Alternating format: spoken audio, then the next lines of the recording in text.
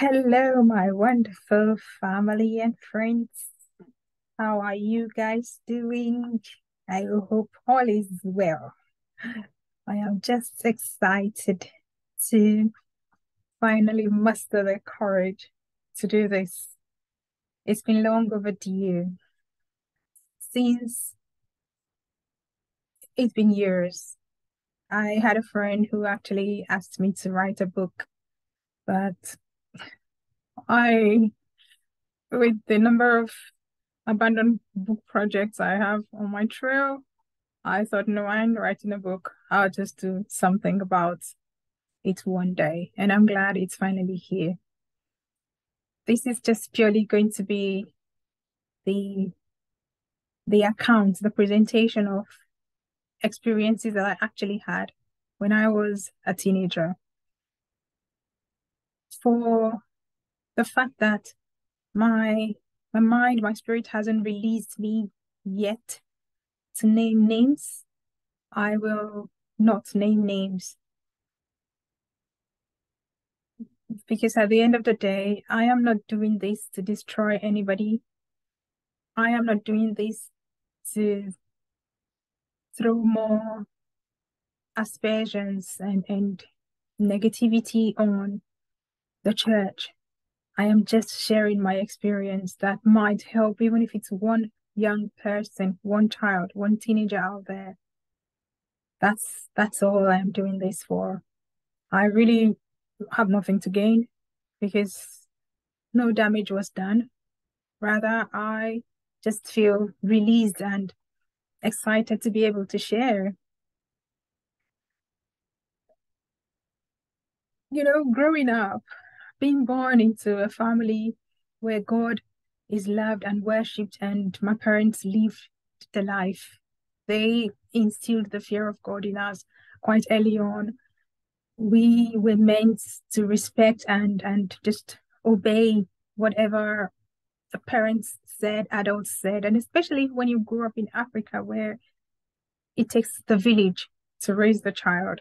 So every adult that pops by has a say in the life of the child, especially those adults in church. My father disciplined us. My parents were disciplinarians, but they tolerated a lot of things. They were the most liberal parents. We were not on the unnecessary bondage. We were not given all kinds of stringent rules that we could not really live by. Our parents were just so helpful and loving and kind, and they gave us a lot of freedom growing up. Well, we attended a group, a body, a church, a fellowship, a gathering at the time. And of course, my dad wasn't the one who would leave his children at home when he was going to fellowship. So we all went all the time. It was a lovely, pleasant place. It was safe. And I remember the fact that worship, I could still see and feel and put myself in the hall, worship hall, where we worshipped and you could feel the presence of God, even as a child, as a teenager, a young adult. I remember they were tangible worship experiences that nothing could ever take away from me. My sisters, my family, we all went together and we continued that fellowship from the gathering transpired into our home. God was present. I know what I'm saying. I don't know how I will explain it, but I felt God's presence in my home all the time and I saw God's hand move. Anyways, we attended this fellowship where various external pastors, prophets, reverends were visiting from time to time. They came, they preached, they carried out various sessions of seminars, Bible studies, deliverance sessions were done. Maybe one day I will get to share my deliverance experience. that I had to fix something when they were bothering me too much to confess some nonsense and I had to fix something. Anyway, that's a story for another day. So we had various people invited. They came from far and wide, and the experiences were different. Each person that came was different. Some of them came with various things. Some of them were consistent. They were just like the ones who had come and gone. And one thing I know my father never did. I'm not sure why, and it behoves me right now to, when I think about it, why he never did. My father never really invited or entertained most of these people at our home, even though he was kind of like a prominent member of the church. We hardly ever entertained. It wasn't something that we did all the time. I'm not from a wealthy family. We were just okay. We got by. Life wasn't a bed of roses, but hey, thank God I'm here today. My siblings were all good. We did fine. So the preaching in that group was top notch. Most of the foundation I've got today was from that fellowship, from being taken there, and I know that I found God. I received Jesus into my heart, Jesus Christ into my heart from very early on. Yes, we had moments where we wandered away into the wilderness of life, but God in his mercy would bring us back to the fold. And by my goodness, am I glad, am I excited that God brought me back to the fold. So that fellowship was very warm, was very friendly. As children, I wouldn't know if there were any shenanigans going on.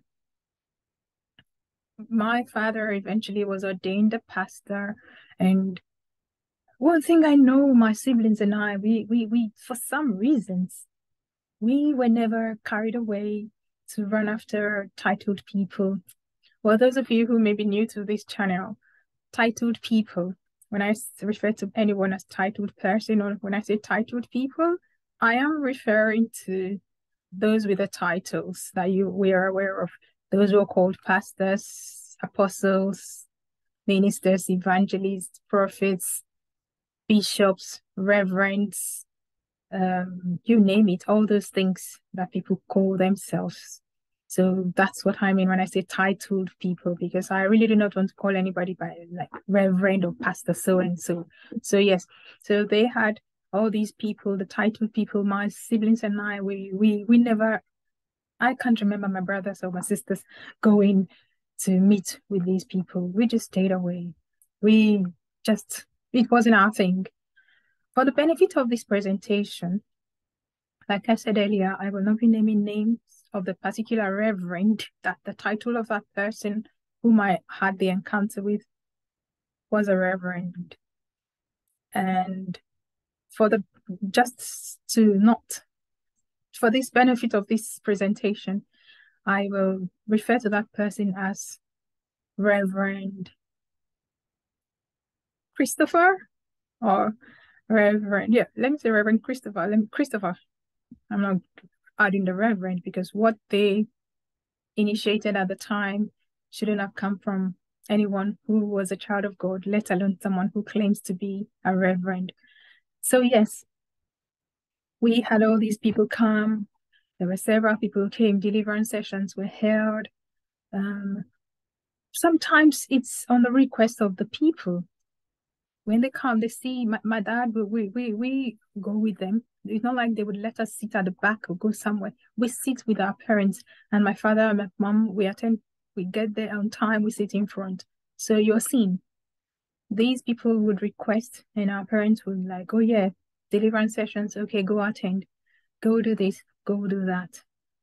There were children classes until I attended the children class until I think I was secondary school age, and I was in the main session, main auditorium of the church.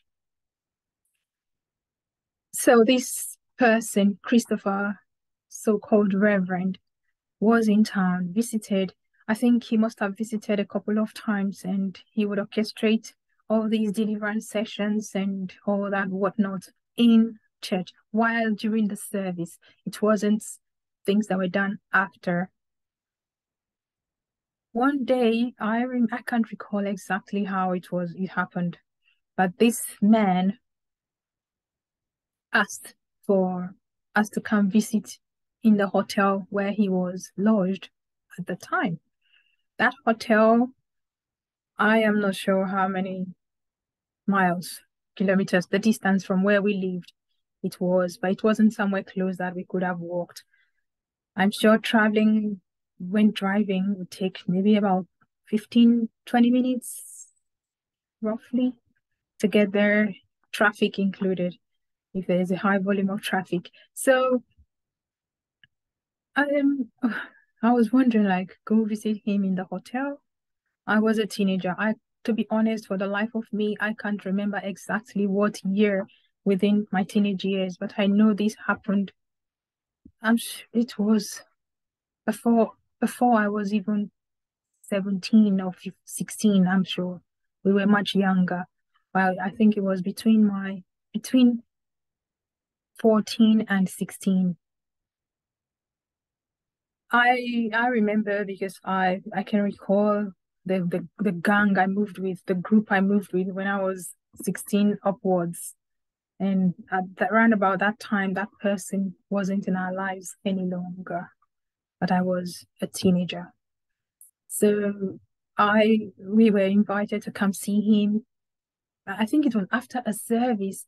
He then accosted us and said, "Oh, can you come see me in my hotel?" And gave the address. They said this is the hotel where he was. So, of course, on getting home, I told my parents, and my sister, one of my younger sisters, said to me, "Oh, yeah, he asked me to come as well." So I was like, "Oh, okay, cool. We will go together."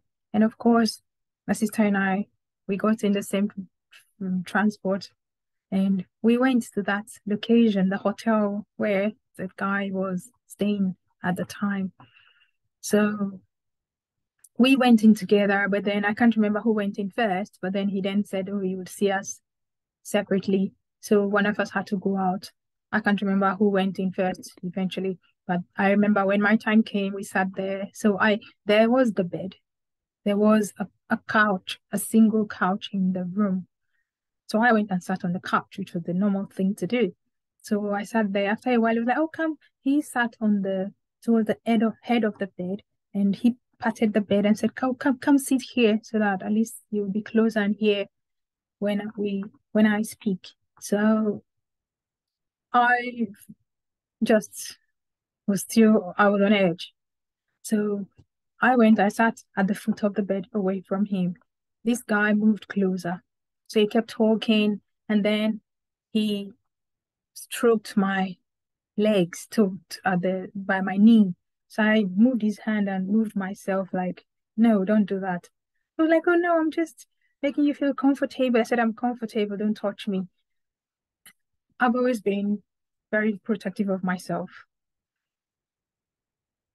Maybe I should have done a video about how my dad sounded, the fear of getting pregnant into us. And I don't know about my sisters, but I took it and wrapped it around my brain. That's if I would think that if a man touched me, I would get pregnant. I was that with what the threats from my dad, what he would do to us. So I said to him, "No, I'm good. You shouldn't touch me. I'm comfortable." He was like, "No, no, no. Yeah, I am a friend." I said, "Yeah, well, I need to know." I was still saying it respectfully. Said, "But I need to know, why have you?" I started feeling somehow like uncomfortable. So he saw my discomfort and he was like, "No, no, no, no, calm down. Don't worry. Nothing is going to happen. I'll just pray with you. Do you have any problems?" So I'm like, "No, I don't have any problems." "And what about school?" I said, "No, I'm fine." And so he just kept trying to talk. So I said, "No, no, no, I'm good."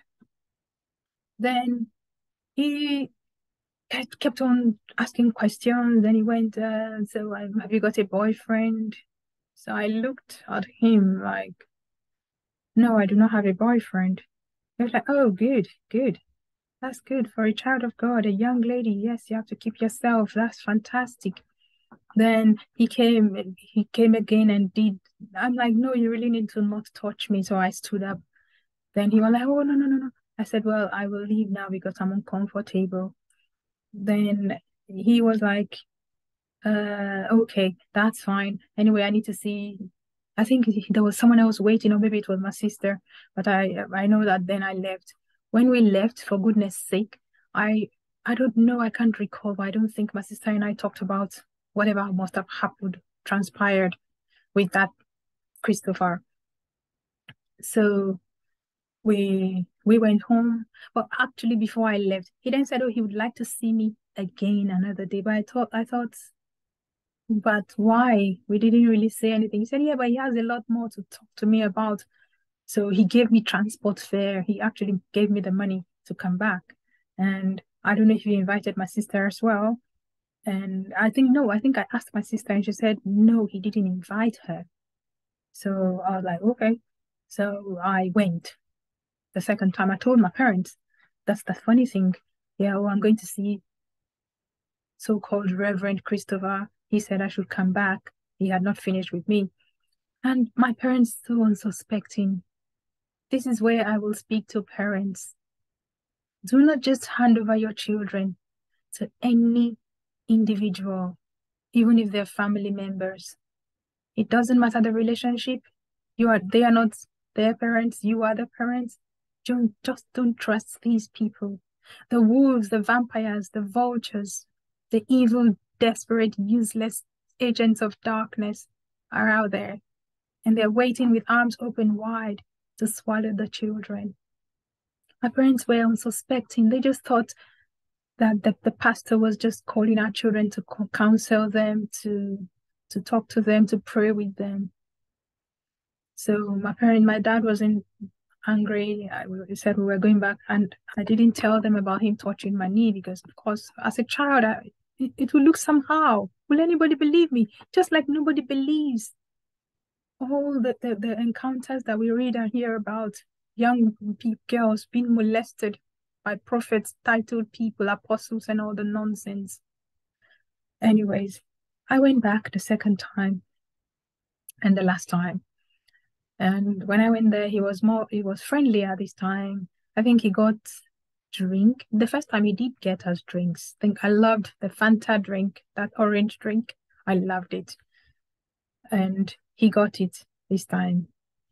So sat there and he started talking again. And he was points. He went, why are you being stubborn? I said, what do you mean? I said, stubborn how? He said he just wanted to play with me, he just wanted to be my friend. I said, but okay, I will ask my father. Then he went, no, no, no, no, you can't ask your father. Why do you want to ask your father? It's me, it's Reverend Chris. That's what he said. So I was like, if I can't ask my father, then that's not something that I should be doing with you. Then he said all kinds of things. I said, no. I said, no. One thing I know about myself, which my dad always said, was I was stubborn. I was very headstrong as a child, that I would do things when I wanted, that I would sit there and they'll be calling me. I would ignore everybody. I would not respond. I was very strong-willed, stubborn. And I said, no. He tried. He said he just wanted to play with me. I said I didn't have a boyfriend, that he would like to be my friend. He would want to just touch me and you would see and he would help me. And all I kept saying was I will have to ask my dad. If he was like, but this is not something that your dad would want you to talk about. I said, but if I can do something that I can't talk to my dad about, then it's not something I should be doing. He didn't know how else to get me to get on that bed. When the one thing I would say is he never tried to force me. He just said all kinds of stories. Anyways, for the fact that I do not want this to continue for too long. As you guys know, I do not want my videos to be very long. I will have to continue. But I will leave this here with parents. Trust your children. You have raised them well. You are the one they have lived with all their lives. You should know your child. Girls, boys, there is no gender, boy or girl, that is easier to raise. The challenges that come with raising boys might be different from the challenges that come with raising girls, daughters, but there are challenges. But when we catch them young for Christ, when we instill the fear of God in them early on, if we do not allow them to run amok, if we do not allow them to lord over us, to rule, to call the shots as children, we will set them up for a fantastic life. This is the first part of my experience with the so-called reverend. I'll see you again soon.